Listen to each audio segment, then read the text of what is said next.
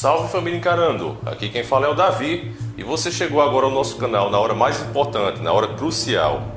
Hoje, meus bons amigos, você vai estar diante do vídeo mais importante de toda a nossa história. Você vai ver não propostas de um político, você vai ver os problemas da nossa nação. O Dr. Enéas, há 2 décadas atrás, escreveu uma cartilha com o nome Brasil em Perigo. Se nós fôssemos fanáticos religiosos, poderíamos dizer que esse homem era um profeta, porque tudo que ele descreveu ali é o que está acontecendo. Muitas pessoas, incluindo a mídia, grandes sites, grandes youtubers, todos eles com forte ligação com partidos ou diretamente com políticos, eles podem dizer que isso não passa de um plano de governo de um candidato que já morreu. Mas você verá que não é assim. Aqui não é um plano de governo, não se trata disso. Se trata como, por exemplo, se você estivesse com um braço quebrado. Não existe 1 ou 2 tratamentos, você tem que ir para o hospital e engessar. Não há outra coisa a se fazer, você está com um braço quebrado. Nós podemos dizer que o Brasil está com todos os membros quebrados. Não há outra solução, não há outro plano de governo. Há problemas que devem ser resolvidos e só há uma forma de resolver. Nessa cartilha, feita por Dr. Enéas sobre a supervisão de vários economistas, você vai ver toda a verdade sobre o nosso país e vai entender de uma vez por toda que todos os grandes candidatos que estão aí falando de privatização, todos eles, incluindo Bolsonaro, são inimigos da nação. E você vai entender isso agora. Então eu já quero agradecer aqui as pessoas que ajudaram para que isso fosse possível. Na dublagem vocês vão ver que tem mais 2 pessoas me ajudando. E uma foi a Daisy, que ela também vai abrir um canal logo e eu estarei postando aqui para vocês.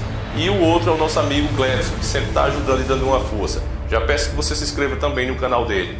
Para você não se esquecer, deixa o like. O YouTube anda removendo os nossos likes. Então deixa o like, compartilha, porque esse vídeo é de extrema importância. Eu tenho certeza que o engano que os políticos fizeram, a lavagem cerebral na cabeça da população, vai acabar de uma vez por todas.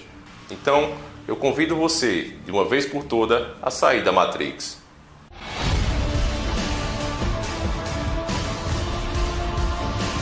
Senhores do Mundo. Apresentação. Dificilmente, hoje, pode-se prever a atitude que terá um homem público perante esta ou aquela injunção política. Com o Dr. Enéas, tal não se dá.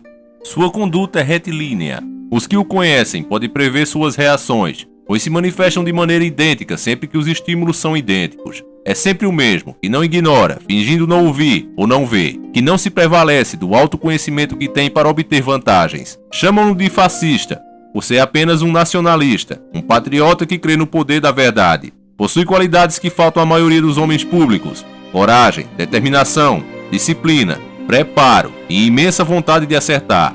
Mais uma vez, através da presente cartilha, o Dr. Enéas vem expor para o público, de maneira clara, precisa e indiscutível, a verdadeira situação em que se encontra o nosso país, talvez desconhecida pela maioria dos nossos homens públicos, que são superficiais e não se dão conta da realidade. Esta é uma síntese imprescindível para entendermos bem o que está se passando e o que poderá vir a acontecer com o futuro do Brasil. Está de parabéns o Dr. Enéas pela sua audácia e coragem de brigar, numa luta extremamente desigual, contra o monstro que paira sobre a nossa nação. Rio, 1 de agosto de 1996. Professor Vanderlei Assis. Alerta! Povo brasileiro, o Brasil está em perigo. Um plano diabólico visa entregar nossas riquezas. Leia com atenção esta cartilha. Prefácio. A imprensa brasileira, serva do poder constituído, é submissa ao sistema financeiro internacional, razão porque o povo não tem acesso às intenções verdadeiras que se escondem por trás da farsa, embutidas nas palavras da moda privatização, Estado mínimo, globalização da economia e etc. Está em andamento e com velocidade crescente um plano diabólico de destruição de todos os nossos valores, de tudo aquilo que foi legado pelos nossos antepassados que nos faz sermos uma nação. Poucos estão tendo consciência do abismo para onde todos estamos caminhando. Percebo que o povo precisa despertar. E como não disponho de tempo ou espaço em nenhum dos meios de comunicação, resolvi escrever uma cartilha. Esta cartilha destina-se a todos os cidadãos da nossa terra, homens, mulheres, jovens, idosos, brancos, negros, mestiços, patrões, empregados e etc. Ela traz para o leitor aquilo que deveria ser dito e escrito através dos veículos de comunicação de massa. A verdade simplesmente. Agradeço aos professores de economia Décio Garcia Munhoz, Adriano Benayon do Amaral e Marcos Coimbra, este último membro do Diretório Nacional do Prona, os ensinamentos que deles recebi, em particular ao professor Bautista Vidal, com quem aprendi a fazer uma abordagem física dos processos políticos e econômicos que nortearam os rumos do planeta no terceiro milênio. E finalmente ao meu amigo de 30 anos, Dr. Vanderlei Assis, médico, físico e matemático, que participou do início ao fim na elaboração desta cartilha. E este documento possa dissipar a cortina de fumaça que se impõe entre a verdade e aquilo que se repete a todo instante pelos meios de comunicação, e que o generoso povo brasileiro possa despertar para o seu grande futuro. São os meus desejos. Assina Dr. Enéas Ferreira Carneiro. O Estado. Diga-me, o que é o Estado? Espere aí, esta é uma questão muito importante, vamos por partes. O senhor acredita que poderia ter chegado a essa idade se não houvesse uma organização a serviço das pessoas e da sociedade como um todo? Eu não entendi bem. Veja lá, quando uma criança nasce, ela não tem como cuidar de si mesma. Se não houvesse a família, ela sobreviveria poucas horas. A família surgiu na história da humanidade para ser a primeira instância em defesa da vida do ser humano. A criança será o futuro cidadão se receber ao longo da infância alimento, educação, defesa contra o calor, contra a chuva, contra as doenças e etc. Mais à frente, já um cidadão, para viver em sociedade, precisa trabalhar, sair à rua sem risco de ser assaltado ou assassinado, ter água potável, ter um local para morar e se defender das intempéries. Precisará de regras de convivência que definam muito bem os seus direitos e deveres. Imagine que um povo inimigo invada a sua terra, queime as colheitas, mate o seu pai, estupre sua mãe, mate todos os vizinhos, tome sua casa e etc. Quem vai defendê-lo? Tem que haver uma organização capacitada para enfrentar situações como essa. Surge a necessidade das Forças Armadas. O Estado surge então como poder institucionalizado, a serviço da sociedade. Senão, não é um Estado legítimo. Sintetizando então, o Estado pressupõe um povo, um território e um poder originário de mando, o poder constituinte. Deve existir e atuar de modo soberano, sempre em defesa dos interesses e das necessidades de seu povo. Como deve agir o Estado? Tendo em vista suas amplas e profundas responsabilidades, o Estado deve agir sempre que necessário, como órgão interventor, restabelecendo a ordem, a justiça, a igualdade de oportunidades e o direito ao trabalho e à moradia, a educação, a saúde, aos transportes e a sadia necessidade de criação de riquezas, intervindo em necessário na produção e na economia como um todo. Ou seja, sem isso, a cidadania é pura conversa fiada. Sem nenhuma dúvida. Mas se o Estado serve para tudo isso, por que não estamos vendo isso no Brasil? É porque o Estado que aí está é fraco, inerte e ilegítimo, sem nenhuma função social. É inimigo do povo. O Estado que está aí, na verdade, não é soberano. Ele obedece a um poder infinitamente maior, o sistema financeiro internacional, que impõe suas regras demoníacas à maioria das nações. Só para esclarecer, o Estado que se está falando é o Estado-nação Brasil, e não deve ser confundido com o Estado membro da Federação, Rio de Janeiro, São Paulo e etc. Mas por que os governos obedecem ao sistema financeiro internacional? Porque, para chegarem a ser governo, fizeram acordos, receberam importâncias fabulosas de legítimos representantes do sistema financeiro internacional. E qual o interesse então do sistema financeiro internacional? É destruir o Estado-nação. Destruindo o Estado-nação não haverá mais quem defenda o que é patrimônio nacional. Assim, as grandes riquezas da nossa terra, a água, o subsolo, as fontes de energia e etc, que nos fazem o país mais rico do mundo, passarão às mãos de grupos representantes dos países ditos ricos, que na verdade estão em uma situação desesperadora, porque não têm como enfrentar as grandes necessidades do próximo século. O senhor quer dizer com tudo isso que o Brasil é muito importante para eles? Sem dúvida. Sem as riquezas do Brasil, não há futuro para os países do primeiro mundo. Por isso o Brasil é muito importante para eles. O que não tem nenhuma importância para eles é o povo brasileiro. Mas já não existe um consenso mundial que o Estado moderno não deve intervir em nada, que tudo isso deve ser entregue às forças livres do mercado, fundamentalmente às estrangeiras, que deve haver a liberdade absoluta? Isto é uma grande mentira. A liberdade absoluta leva a um verdadeiro massacre dos mais fracos pelos mais fortes. Essa é a luta entre a raposa e o pintinho, ambos livres. Na verdade, só o Estado tem força e, por ser responsabilidade sua, tem um interesse para intervir na economia a favor dos mais fracos, porque só o Estado, antes do lucro, está preocupado com o bem-estar do seu povo. Esta é a questão central de todos os grandes problemas nacionais. Nós mostraremos isso passo a passo nas próximas páginas. Nossas riquezas.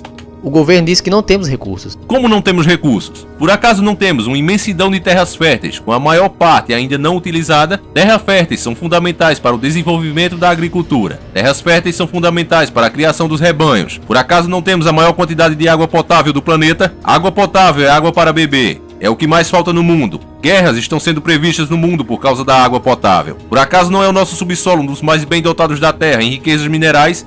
Ferro, ouro, alumínio, nióbio, manganes, quartzo e etc. Mas para que servem essas coisas? Todos os meios de transporte, carros, trens, aviões e etc. são feitos utilizando ferro, alumínio, manganês e outros metais. Sem os metais, os edifícios modernos não existiriam, e nem mesmo a grande maioria dos utensílios usados atualmente poderia ser fabricado. Sem o quartzo, não existiriam as maravilhas da eletrônica, as televisões, os rádios, os computadores e etc. E nota, o Brasil detém a maior reserva de quartzo de primeira qualidade do mundo. Ele é exportado a um preço inferior a $5 ao quilograma. E nós importamos componentes eletrônicos, chips de computadores, feito com o nosso quartzo, a um preço superior a $3.000 a quilograma. Isso é a entrega criminosa do patrimônio nacional. E o nióbio, Dr. Enéas? Eu nunca ouvi falar em nióbio. E o nióbio? O nióbio é o metal do próximo século que permite construir aviões supersônicos, trens sem trilhos e etc. O nióbio é fundamental para a indústria pesada. E o nosso Brasil é o maior produtor de nióbio do mundo, com mais de 95% da produção mundial. Nota, só a mina de Araxá, em Minas Gerais, tem 8 milhões de toneladas do metal contido, ao preço médio de $60 mil a tonelada de metal. No mercado internacional, isso representa um patrimônio de 480 bilhões, cerca de $500 bilhão. E o nosso nióbio é vendido a preço de banana. Isso é entrega criminosa do patrimônio nacional. Por acaso não temos as maiores florestas do planeta? Por acaso não temos um dos maiores rebanhos da Terra? E etc, e etc. Enfim, seria muito difícil viver hoje sem esses recursos essenciais. Esses sim, recursos verdadeiros, base da riqueza real. E não a falsa riqueza, a riqueza do papel pintado. Então como é que o senhor diz que não temos recursos? Bom, tudo isso é verdade, mas dinheiro mesmo nós não temos. O senhor está falando de outra coisa, eu estou falando de riqueza verdadeira. Sim, mas sem dinheiro nós não compramos nada. Vamos por partes. O dinheiro é um símbolo que nada mais é do que a representação formal dessa riqueza. Por isso é que só o Estado pode fabricar dinheiro. Então está havendo uma confusão. Como é que com todos esses recursos, com toda essa riqueza verdadeira, nós não temos dinheiro? É porque o Estado brasileiro, como tantos outros, Argentina, México, Chile e etc., submeteram-se às regras do Fundo Monetário Internacional, o FMI, aceitou que nossa moeda fosse atrelada ao dólar. Mas o dólar não é uma moeda forte?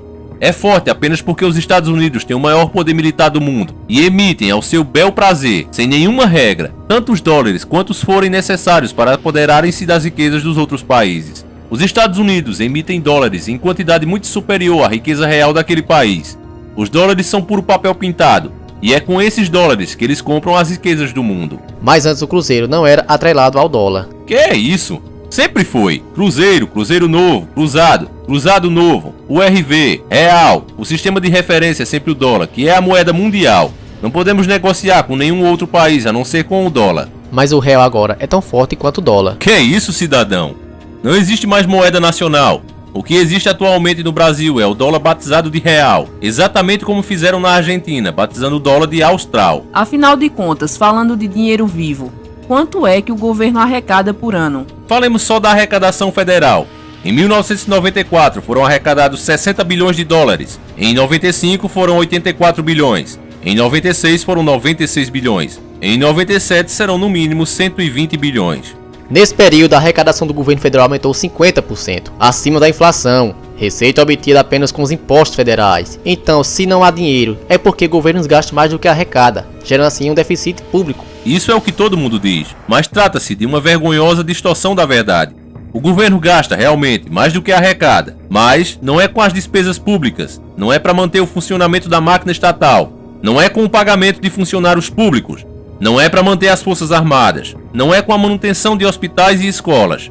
O que ninguém diz, porque não há interesse em dizer, é que existe uma saída gigantesca de dinheiro, de modo oficial, que é canalizado todo ele para pagamento dos juros gigantescos, os maiores do mundo, com que é pago o serviço da dívida interna. Serviço da dívida interna, o que é isso? Essa história é um pouco complicada. Já há um pouco mais de uma década, vem crescendo assombrosamente uma dívida do Tesouro Nacional, chamado de dívida interna, que consiste em dinheiro que o governo apanha de investidores nacionais para pagar suas contas, relacionadas com o funcionamento da máquina estatal. Como garantia desse dinheiro tomado emprestado, o governo emite papéis chamados títulos e, para atrair investidores, oferece taxas de juros exorbitantes. Veja só, em 1995 foram pagos 23 bilhões de dólares com juros da dívida interna.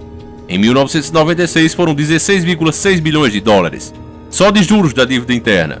Mais 7 bilhões pagos como juros de parte da dívida interna, que foi transformada em dívida externa. Se a receita da União em 1996 foi de 96 bilhões de dólares e o gasto total com juros da dívida interna foi de 23,6 bilhões, pode-se afirmar-se que, para cada R$4 arrecadados, um foi para o pagamento de juros da dívida interna. E ainda existe mais, muito mais. O governo toma emprestado através do Banco Central no exterior dólares para manter artificialmente suas reservas que rendem para o Brasil cerca de 5% ao ano, mas paga aos credores juros de 15% ao ano. Essa diferença absurda de juros, em torno de 10%, sobre 60 bilhões de dólares, vai representar uma perda de 6 bilhões de dólares. E pior ainda, existe uma dívida em moeda estrangeira que não é registrada, que não é mencionada, que não é calculada pelo governo. Dinheiro para especulação pura, sob o título de portfólio para aplicação em papéis. Em 1996 entraram 100 bilhões e saíram 65 bilhões. O saldo foi de 35 bilhões. Mas quanto os capitalistas ganharam de fato?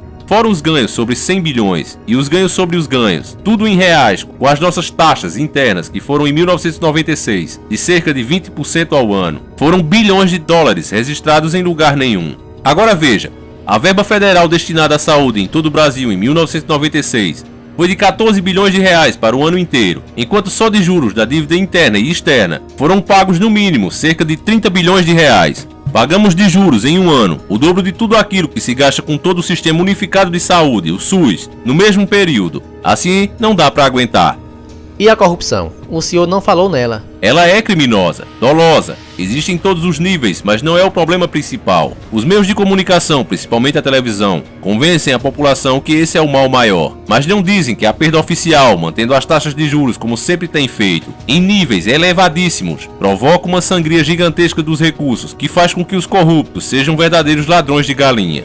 Então, o problema é só o pagamento das altas taxas de juros? Não, cidadão. Esse é um problema fundamental, sem dúvida, que desvia dezenas de bilhões de dólares por ano. As privatizações implicam desvio de centenas de bilhões de dólares. E há muito mais, tudo oficializado. Só o patrimônio da Vale do Rio Doce é no mínimo de 1 trilhão e 500 bilhões de dólares. Assim a gente entende por que não há dinheiro para a educação, para a saúde, para as estradas, para o serviço público em geral. Não há dinheiro para nada que seja relacionado com a vida do povo brasileiro. Ou seja, para eles, tudo. Para o povo brasileiro, nada. Então não há saída. Claro que há. O essencial é voltar à realidade e ter coragem para enfrentar a armadilha que nos foi imposta pelos donos do mundo, que comandam o sistema financeiro internacional. Só há uma saída, é a ruptura com o sistema financeiro internacional.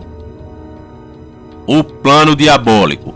Injetamos nossas bombas, eles enfraquecem e serão nossos escravos. Desordem, drogas, perda da autoestima, desconfiança, ódio, desemprego, aspirador, água, florestas, metais, petróleo, gás, biodiversidade. Transportadoras, os donos do mundo. Se os donos do mundo precisam tanto das nossas riquezas, por que não declaram logo guerra ao Brasil e tomam conta de tudo? Porque isso seria condenável à luz do direito internacional. É muito mais fácil, atualmente, subjugar uma nação através de um projeto de dominação econômica, disfarçada de ajuda para entrar no primeiro mundo. Quando é que isso vai começar a ser feito? Não, isso já vem sendo feito há muito tempo e com velocidade muito maior nos últimos 10 anos, graças à atitude servil dos governantes. Afinal de contas, qual é a estratégia utilizada? Primeiro, provoca-se o descrédito de tudo que é nacional junto à população, faz com que tudo funcione mal, até mesmo por falta de investimento, ou entregando ao inimigo o poder de investir. Vão se deteriorando as comunicações, o transporte, o fornecimento de energia, etc. E usa-se todos os artifícios possíveis para dar a impressão que o único caminho é a privatização. Começa aí, o processo de deterioração do Estado. Justificam a redução drástica das verbas para os serviços públicos, dizendo que não há recursos. A imprensa repete todos os dias que não há recursos. Todo mundo repete que não há recursos. Mas já demonstramos que há recursos de sobra, que são desviados criminosamente, porém de modo oficial, para pagar juros da dívida interna. Segundo,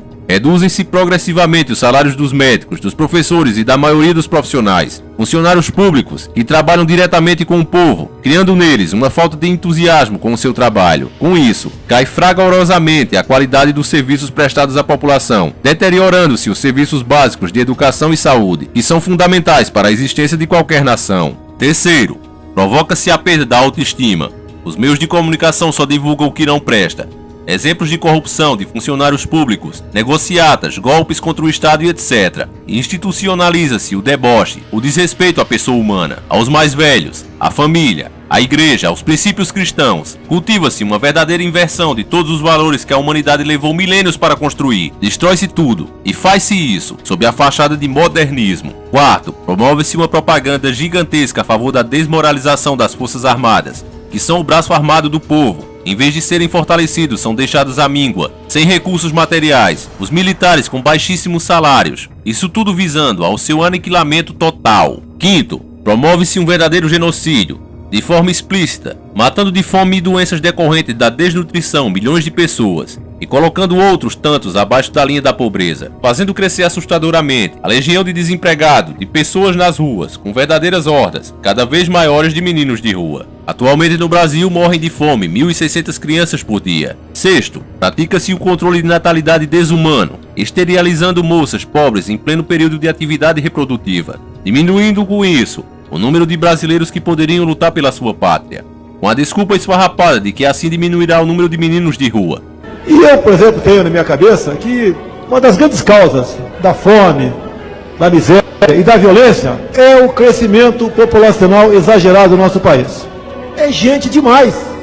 Nós temos que colocar um ponto final nisso se quisermos produzir felicidade em nosso país.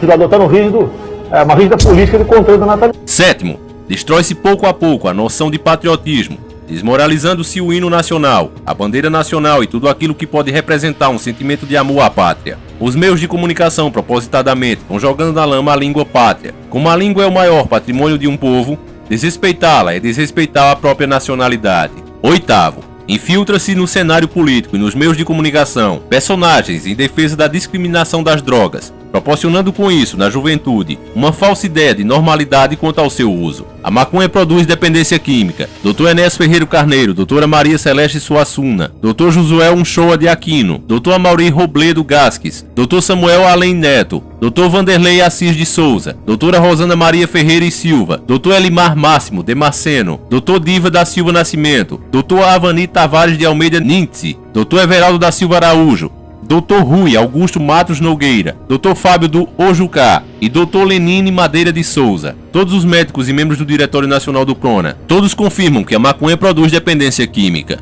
Nono, lança-se os cidadãos um contra o outro, classe contra classe, patrão contra empregado. Cria-se assim um descontentamento geral, fazendo crescer a desconfiança e o ódio entre as pessoas, desaparecendo com isso a harmonia da vida social. Décimo, desvaloriza-se passo a passo todas as formas de trabalho produtivo. Estimulam-se todos os tipos de especulação, levando progressivamente a nação à ruína e o culto do bezerro de ouro. Conclusão, com a nação esfalecida, ninguém mais acreditando no trabalho, no governo, na família, na igreja, em coisa alguma, destruindo a noção do patriotismo e a autoestima. Finalmente com o povo todo convencido de que o Estado não serve para nada, que está falido, que não deve se meter em coisa alguma, que deve ser o menor possível. Está justificado a partir daí o festival de privatizações, de entrega do patrimônio nacional e todo o formidável patrimônio público, construído após décadas de sofrimento, vai se transferindo para uma minoria privilegiada de representantes legítimos do sistema financeiro internacional, os donos do mundo. É o fim da pátria, porque não existe pátria sem patrimônio. Todo o dinheiro até hoje arrecadado das privatizações já feitas, Excelsa, Usiminas, Companhia Siderúrgica Nacional, Light e etc, foi usado para pagar juros.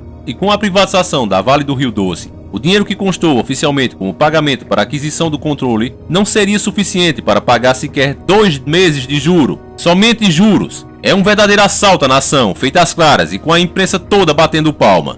Então não há saída. É claro que há uma saída. É só o Estado assumir o seu verdadeiro papel, assumir a sua responsabilidade através de um governo forte, nacionalista, interventor, voltado para os interesses de todo o povo brasileiro, e ter coragem para romper definitivamente com o sistema financeiro internacional.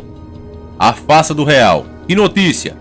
Não temos mais inflação. Outra grande piada. Seria bom se fosse verdade. Doutor Enéas, como é que eles estão conseguindo manter a inflação em níveis tão baixos? A inflação é um processo em que os preços vão aumentando progressivamente em função de diversos fatores. No Brasil, como 2/3 da população vive em uma economia de subsistência, é completamente falsa a tese de que a inflação brasileira é uma inflação de demanda, de consumo. A inflação brasileira é uma inflação de custos. Como no custo final de um produto está sempre embutido os impostos e as taxas de juros, é teoricamente impossível acabar com a inflação mantendo-se tão elevados os impostos e tão gigantescas as taxas de juros. Qual foi então o milagre do Plano Real? Que projeto maquiavélico diabólico foi esse que, sem mexer nas verdadeiras razões da inflação, taxa de juros e impostos elevadíssimos, estão conseguindo mantê-la em níveis próximos a 1% ao mês?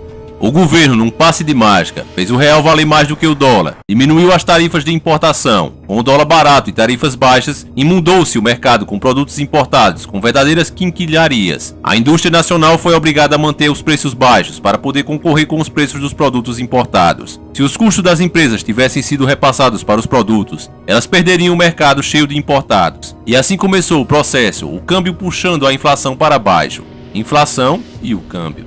Houve uma perda salarial desde o momento da instalação do plano, avaliado em torno de 30% na virada da URV para o real. Não havendo aumento de salários, entrou em cena o segundo elemento puxando a inflação para baixo. Com as taxas de juros mantidas no alto, ficou quase impossível para os agricultores o pagamento dos empréstimos contraídos. Lembram da carreata a Brasília? Mas se os agricultores repassassem os custos para os produtos agrícolas, perderiam o mercado porque o governo também importou alimentos, baixando as tarifas para o nível daquelas da Argentina. Então entrou no cenário o terceiro elemento, puxando a inflação para baixo. Os preços agrícolas baixaram, porque senão seria impossível para os agricultores venderem seus produtos. O governo não tocou nem de leve nos impostos e no ponto nevrálgico, as taxas de juros. A questão crucial da inflação brasileira, escondida pela imprensa, é a alta taxa de juros com que se pagam os títulos da dívida mobiliária. Por exemplo, em 1996 pagou-se de juros a cifra espantosa de 23,6 bilhões de dólares. São cerca de 2,0 bilhões de dólares por mês, 66 bilhões de dólares por dia, 2,7 milhões de dólares por hora. Se o senhor ganhar R$300 por mês, bem mais que um salário mínimo,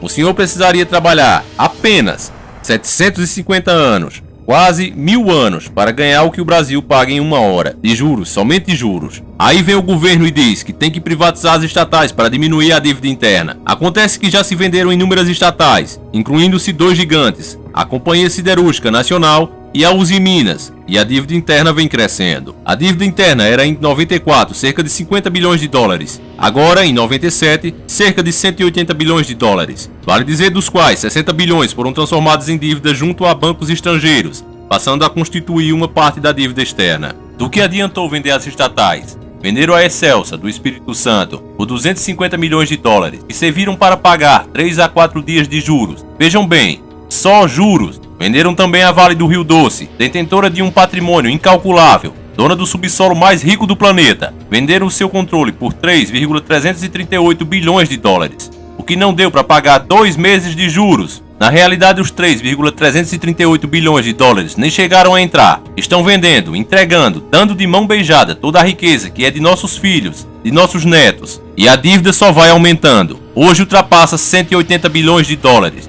O plano diabólico conseguiu também quebrar os bancos estaduais. E lá vão o Banerj, o Banespa e outros que não conseguem pagar os juros, sempre os juros. Querem privatizar até a Previdência, dizendo que ela dá prejuízo. Mas isso também é mentira. Nos últimos 10 anos, a Previdência só deu prejuízo 2 vezes, em 1984 e 1988. É uma estrutura altamente lucrativa e por isso eles querem privatizá-la. É apenas mais um lugar para onde o povo quer estender mais um de seus tentáculos. Eles dizem que as taxas de juros têm que ser mantidas altas para atrair capitais, porque existe um déficit público, mas não dizem que só existe esse déficit público por causa do pagamento das altas taxas de juros. É o cachorro correndo atrás do seu próprio rabo. Baixando-se as taxas de juros, baixando-se o serviço da dívida, não há déficit, mas isso a imprensa não comenta. Até quando a agricultura vai aguentar? Até onde as diversas classes trabalhadoras vão suportar as perdas salariais? Até que nível vão fazer descer a atividade industrial? Quantos milhões a mais de pessoas estarão desempregadas? Já são mais de 10 milhões. E o senhor comerciante, até quando vai aguentar? O senhor que ganha um salário mínimo, que ganhou sempre apenas para comer, comendo mal, o senhor é capaz até de jurar que está tudo bem, porque o seu dinheiro, que se volatilizava antes do plano, aparentemente agora rende na sua mão. Isso é verdade. Mas o que o senhor não sabe, porque eles não deixam o senhor saber, é que a situação atual está sendo artificialmente mantida. Mais à frente, o plano vai estourar com certeza. Não dá para precisar em que momento isso vai ocorrer. Eles já quebraram a agricultura, criaram uma inadimplência monstruosa, levando a um nível absurdo os títulos protestados, as concordatas e as falências, não por culpa dos devedores, mas pela impossibilidade absoluta de quem trabalha, de quem produz, concorrer com a agiotagem institucionalizada pelo governo e aplaudida pela imprensa. O plano é destruidor, cínico e desumano. Destruidor, porque está deteriorando toda a atividade produtiva do país. Cínico, porque se apresenta como a salvação, quando na verdade está levando nosso povo para o abismo. Desumano, porque a semelhança do que está fazendo com a Argentina, com o México e toda a América Latina, faz crescer em todos os cidadãos a falta de confiança no trabalho, no governo, nas pessoas e no futuro da nação. Essa é a verdade sobre o plano real. O futuro. Com energia, determinação, ordem e disciplina seremos a nação mais próspera do planeta. Nada se move ou se transforma no mundo sem energia. Energia é tudo aquilo que é capaz de produzir trabalho. Toda a história das civilizações pode ser escrita a partir das formas de energia que, em cada época, foram utilizadas. Nos estetores do século XX, o mundo assiste à exaustão das formas energéticas fósseis, o petróleo, que moveram o mundo nos últimos 100 anos. A chegada do terceiro milênio, o homem volta-se para o mundo em busca de uma forma de energia limpa e renovável, que possa ser utilizada em grande escala para dar continuidade à nossa civilização. O Brasil detém, no planeta, uma situação ímpar e privilegiada. Possui a maior quantidade de água doce do mundo, fundamental para a captação da energia solar e seu armazenamento sob a forma de biomassa. Recebe energia solar durante o ano inteiro. Um dia de sol sobre o território brasileiro equivale à energia produzida em 24 horas por 120 mil usinas hidrelétricas do porto de Itaipu, que é a maior do mundo. Graças a essa fantástica incidência de energia solar, só possível nos trópicos, o continente brasileiro dispõe de uma riqueza vegetal inigualável, contendo óleos vegetais, celulose, açúcares, amido e etc., que poderão gerar formas energéticas capazes de satisfazer, com vantagens, todos os derivados do petróleo, podendo com isso prover praticamente todas as necessidades mundiais de combustíveis sólidos, líquidos e gasosos, assim como de eletricidade, por tempo ilimitado. Essa é a razão fundamental porque o Brasil é tão importante para os donos do mundo, e é por isso que eles estão tentando destruir o povo brasileiro, legítimo dono do seu território. Entretanto, dentre todas as riquezas que este documento mostrou, a maior de todas é o homem brasileiro. O Brasil está entre os maiores mercados potenciais do planeta, com cerca de 70% da sua população afastada do consumo, vivendo numa economia que é, na melhor das hipóteses, de pura subsistência. Cumpre dar a essa nossa gente as condições de vida que implicam em pleno emprego, participando ativamente da produção e do consumo, criando-se uma economia pujante, poderosa, autossuficiente, que tornará o Brasil a mais justa e a mais generosa e maior civilização do terceiro milênio.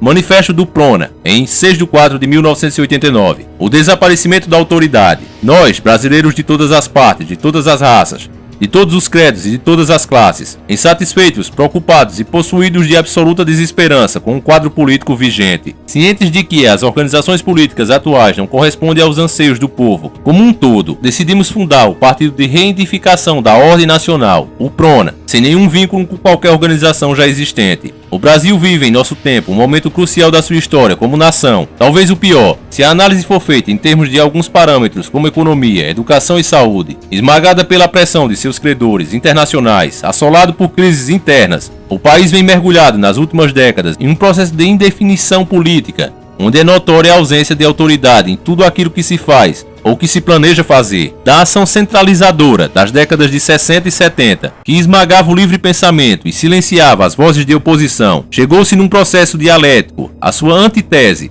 a não autoridade, a não decisão, a não realização, a inação, a quase anarquia.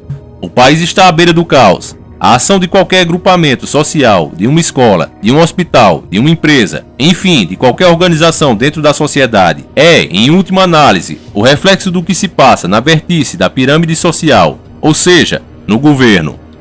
Todo poder existe para ser efetivamente exercido e convivermos todos nós, neste país, com uma absoluta crise de autoridade, diante dos acontecimentos que têm chocado a nação nos últimos tempos. Alguns até com repercussão internacional, todos divulgados a fartar pela imprensa, procuram-se e não se encontram os responsáveis diretos pelos fatos. A responsabilidade se dilui, como está diluída a autoridade. É fundamental que seja restaurada a autoridade em todos os níveis de ação pública, e com ela a responsabilidade. Não existe autoridade sem responsabilidade. A existência de uma implica a outra.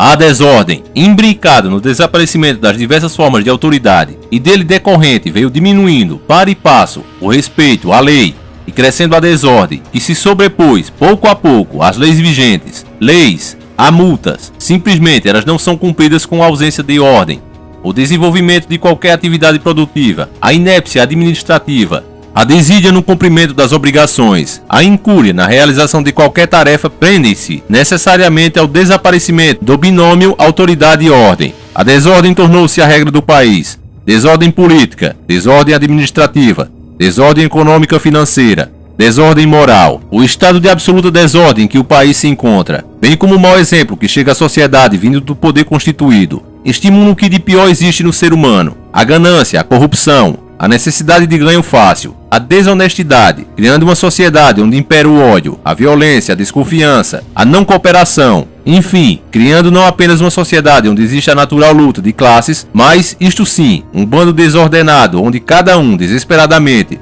decide lutar pelos seus próprios interesses numa corrida desenfreada de salve-se quem puder, um lutando contra o outro, sem nenhuma perspectiva, sem nada a ser divisado no horizonte, uma vez que tudo aponta numa direção só, de uma desordem maior. A crise não é apenas de um extrato de sociedade, não é crise dos operários, dos bancários, dos comerciantes, dos industriários, dos securitários, dos professores, dos médicos, dos engenheiros, dos empresários. É uma crise de toda a sociedade. A sociedade brasileira está doente, padece de um quadro de atetose, expressão que traduz, em linguagem médica, uma certa forma de incoordenação motora. Os diversos segmentos da sociedade, desarticulados, debatem-se em paroxismo, espasmódicos, cada um tentando sobreviver ao verdadeiro estado de choque em que se encontra a nação. Do jeito em que estamos, como um navio sem rumo, soprado pelos ventos do neoliberalismo econômico, cada um entregue à sua própria sorte, não chegaremos a lugar nenhum, a não ser que a sociedade como um todo se una em torno de uma ideia central, para que possamos emergir do fundo do oceano de inópia cultural, em que todos nós estamos mergulhados, para uma situação de ordem,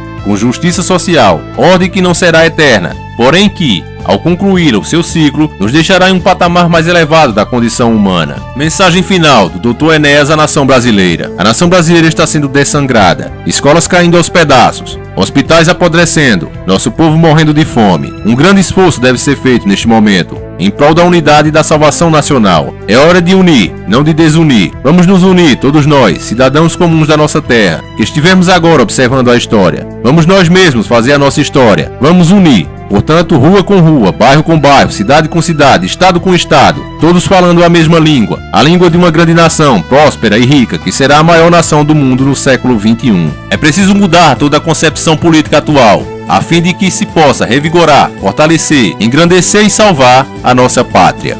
Quem concorda com o Dr. Enéas, carrega o Brasil no peito. Bem, família, eu espero que vocês tenham entendido. Eu me esforcei muito. Esse vídeo foi extremamente trabalhoso, pessoal. Quem é YouTube, quem já fez algum tipo de edição, sabe que para fazer um vídeo desse não é nada fácil. Passei noite de sono para fazer isso. E foram vários dias. Mas eu fiz tudo isso de bom coração, com um esforço, para que você pudesse entender que esses candidatos que estão aí são todos uma farsa. Estão todos envolvidos no mesmo esquema, em prol da nova ordem mundial. Agora eu só peço que você não caia no engano de pensar: então eu vou votar num Ciro Gomes, eu vou votar em um candidato da esquerda, que ele não pense em privatizar nada, como o Haddad, por exemplo. Irmão, pode ter certeza que esse será o pior erro que você vai cometer na sua vida. Porque a esquerda, apesar dela não privatizar nada, ela continua pegando dinheiro com os mesmos homens, com o FMI, com o Banco Mundial, com os banqueiros internacionais. Então é aquela coisa: se você não paga seu aluguel e deixa a conta lá, uma hora o dono vai vir e vai te expulsar dali. É a mesma coisa que a esquerda faz com o Brasil. Ela sucateia o serviço, ela endivida o país, ela mantém programas, como você viu aí que foi proposto, criar um 13º para o Bolsa Família. Quer dizer, são absurdos em cima de absurdos. Você sabe que o país dá agora, nesse momento, pagando essas altas taxas, não tem condição de fazer isso. Mas eles vão fazer, se eles chegarem no poder, eles vão fazer. Agora, como é que vão fazer? Vão pegar mais dinheiro com o FMI, com o Banco Mundial, e quem vai pagar o juro de tudo isso vai ser você, vai pagar dobrado igual a tapioca. Então, meu irmão, se você votar na esquerda, será o maior erro da sua vida. Por outro lado, nós temos Bolsonaro, que vai adiantar muito a agenda global. Ele vai privatizar tudo. Ele já disse que é a favor, inclusive, do controle de natalidade. Está adotando uma rígida política de controle da natalidade. É o crescimento populacional exagerado do nosso país. É gente demais. Por outro lado, as pessoas te dizem que a única esperança que tem é Bolsonaro, mas você viu nesse documentário que ele não tem nada a ver com o Dr. Enéas. E Dr. Enéas, como eu disse no começo do vídeo, não te apresentou aqui um plano de governo, ele apresentou os problemas da nação. Ele, como médico, pôde fazer isso muito bem, um diagnóstico completo da situação do nosso país, que está todo quebrado. A solução não era privatizar, a solução não era continuar mantendo essa dívida, a solução era renegociar esses juros. Mas nenhum tem peito para fazer isso, porque estão todos fechados com a nova ordem mundial, especialmente Bolsonaro. Bolsonaro é o cara que deu declarações, que quer o controle de natalidade para o pobre. Não adianta os minions dizer, mas ele falou isso quando ele era mais jovem, há 25, 30 anos atrás. Não, isso é mentira sua. Ele falou isso jovem e falou isso mais velho. É uma ideia que sempre teve na cabeça dele através dos anos. Não é à toa que ele está onde está a favor da nova ordem. E eu, por exemplo, tenho na minha cabeça que uma das grandes causas da fome, da miséria e da violência é o crescimento populacional exagerado do nosso país. É gente demais. Nós temos que colocar um ponto final nisso se quisermos produzir felicidade em nosso país. Todos os planos dele, que vamos comentar mais especificamente, comparando com esse vídeo, no próximo sábado. Claro, se esse vídeo chegar, eu tenho um número bom de acessos, pessoal. O último vídeo que eu fiz, eu estou decepcionado. Eu fiz um vídeo dando dicas de saúde e o vídeo mal pegou 20 mil acessos, pessoal. Sofreu para pegar os 20 mil. Pra mim, isso é um absurdo, galera. O que é que a galera quer? Vídeo do XJ6, vídeo de interesseiro? Eu faço, pô. Se é para alienar, vamos alienar. É triste você ver a sua própria família, que é esse canal, não acompanha os vídeos que realmente têm informação relevantes. O pessoal prefere se alienar, prefere ir atrás de mitos. E é por isso que o Brasil não tem chance nenhuma de mudar. Com essa mentalidade das pessoas, não tem chance de mudar. Então, se esse vídeo tiver um bom número de acessos, nós vamos comentar aqui todas as propostas do chamado mito e as de Enéas. E vamos ver os pontos principais desse vídeo. Então compartilhe, irmão, faz sua parte, porque só eu fazendo não adianta. E eu não vou fazer, sozinho não adianta. Eu sei que ninguém ganha nada sozinho. Então se for para eu ficar aqui sozinho, tchau e benção, irmão. Vou fazer outra coisa. Então, irmão, entre na batalha de verdade, não seja um mais ou menos. Entre de fato, aprenda a ouvir as coisas e entender, raciocinar em cima delas e não levantar bandeiras como muitos fazem. Essa cartilha do Dr. Enéas está disponível aí na internet há muitos anos em PDF, mas a maioria nunca leu, porque o brasileiro não gosta de ler, alguns porque é preguiçoso mesmo e outros porque não tem tempo. Então eu fiz esse trabalho aqui para que vocês possam ter acesso fácil, para que seja mais simples você sentar na sua cadeira e assistir um vídeo. Então, irmão, reconheça esse esforço, compartilhe, dê like, comente, porque sem isso não vale a pena. Somente com uma grande conscientização é que vamos poder de fato mudar alguma coisa. Outra coisa que eu quero fazer um alerta aqui é esse MBL que está aí, pessoal. É o verdadeiro representante das empresas privadas. Esses caras apontam todos os defeitos que tem no país, mas eles não mostram nenhuma benfeitoria que eles tenham feito. Eles têm um político aí no YouTube e o cara manipula descaradamente as pessoas. Ele estava falando, não, olha, eu quando era criança, eu vi lá que venderam a Vale da Rio Doce e eu fiquei muito revoltado, mas eu vi que não venderam, só foi 4%. Claro, eu sei que ele não é idiota, ele faz isso porque ele sabe que os inscritos dele são idiota. Quando se vendeu os 4% da Vale do Rio Doce, se passou o controle das ações. Como o Dr. Enéas já explicou, quem comprou passou a dizer quando vender, por quanto vender e a quem vender. O governo passou a ser simplesmente um acionista e ficar lá de braços cruzados, ouvindo e acatando o que o setor privado ia querer. E o cara ainda vem dizer que isso é bom. Ainda vem dizer, tem que privatizar mais coisas. E um monte de gente idiota, imbecil, privatiza tudo. Então, irmão, com um povo desse, como é que a gente vai mudar? Caras ligados a partidos, políticos vindo aqui pro YouTube, fazendo a cabeça do povo tão facilmente. É incrível isso, esses caras estão conseguindo milhões de inscritos, cara. Financiamento pelo próprio povo. É absurdo em cima de absurdo, irmão. Fica realmente difícil. Mas como a gente tem fé e a esperança é a última que morre, a gente vai tentar até o fim, irmão, enquanto houver uma brecha aqui.